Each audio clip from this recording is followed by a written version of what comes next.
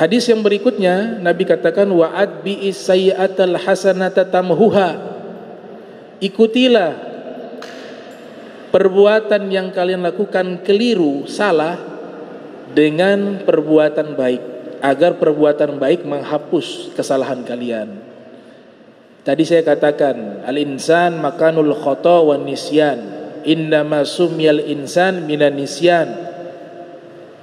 Nabi katakan dalam hadis, manusia tempatnya makanul khata', tempatnya salah dan lupa. Kullu bani Adam khata'un, seluruh anak Adam khata'un, punya dosa. Wa khairu khata'in at-tawwabun, sebaik-baiknya orang yang punya dosa, dia selalu bertobat kepada Allah Subhanahu wa taala. Nah, tobat itu kalau mau dosa kita terhapus, yang pertama kita susul dengan amal baik. Sehingga ada satu sunnah solat namanya solatu taubah, solat taubat. Jadi bukan hanya istighfar saja, minta ampun saja, walaupun ada kemungkinan besar diampuni oleh Allah. Tapi yang lebih afdol ketika melakukan satu dosa, dia tutupi dengan amal soleh di belakangnya. Dosa, dia solat, solat taubah.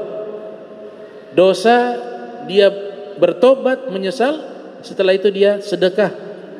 Dosa, setelah itu dia bertobat, ambil Al-Quran, baca Al-Quran, niatkan untuk kafaratuz dzunub dan seterusnya. Nah, itu amal-amal yang menghapus dosa. Al-hasanat tudhibna as-sayyi'at. Para ulama mengatakan perbuatan-perbuatan baik bisa menghapus dosa-dosa. Perbuatan-perbuatan baik bisa menghapus dosa-dosa. Namun syarat pertama, kita harus bertaubat. Yang pertama bertobat, menyesal, an-nadamah. Yang kedua, meninggalkan perbuatan dosa tersebut. Yang ketiga, ada niat yang kuat tidak mau mengulangi dosa yang sama atau melakukan perbuatan dosa. Setelah itu ditutupi dengan amal-amal soleh. Itu menghapus dosa. Ada satu rumusan, dan ini rumusan yang sangat jamil, sangat indah, dari seorang ulama bermadzhab Hambali bernama Ibnu Rajab Al-Hambali. Beliau mengatakan di dalam satu kitab beliau punya syarah Sahih Bukhari. Beliau punya kitab tentang jadwal ibadah 1 tahun penuh. Beliau punya kitab Al-Farqu Baina Nasihat wa ta'yir, perbedaan antara memberikan nasihat dan mempermalukan. Itu punya kitab banyak beliau, karya-karyanya banyak. Ada satu maqalah beliau, satu ucapan beliau yang sangat berharga.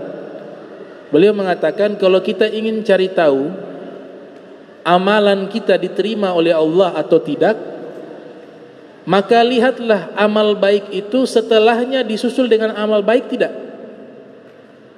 Kalau memang kita melakukan satu amal baik, setelah amal baik itu kita lakukan, kita susul dengan amal baik lagi, maka itu menandakan amal baik yang pertama diterima oleh Allah. Contoh, ini kita hadir majlis ta'lim, kita hadir solat berjamaah, solat maghrib, solat isya, ini amal baik semua ini. Tahu-tahu pulang dari solat kita melakukan maksiat, itu menandakan amal kita dari maghrib sampai isya Allah tolak, karena kita tutup dengan dosa. Dosa itu indikator menandakan amal kita yang pertama ditolak oleh Allah. Namun jika kita sholat maghrib, kemudian kita hadir majlis ilmu, menunggu waktu sampai isya, ini dihitung ibadah semua sampai isya. Habis sholat isya kita sholat witir, selepas kita pulang kita baca Al-Quran, ibadah. Itu menandakan amal kita dari maghrib tadi sampai isya, sampai kita pulang, itu diterima oleh Allah Subhanahu wa taala. Itu rumusan yang sangat indah dari ulama bernama Ibnu Rajab Al-Hambali, dan beliau seorang al-hafiz, orang yang sudah menghafal hadis, ratusan ribu hadis Nabi Muhammad SAW. Tidaklah beliau keluarkan pendapat ini, melainkan sudah ditajrib, sudah diuji coba, ya, dengan pengalaman-pengalaman spiritual beliau Sehingga itu ucapan dicatat oleh para ulama sebagai satu ucapan fawaid, ucapan yang sangat berfaedah untuk bisa kita amalkan.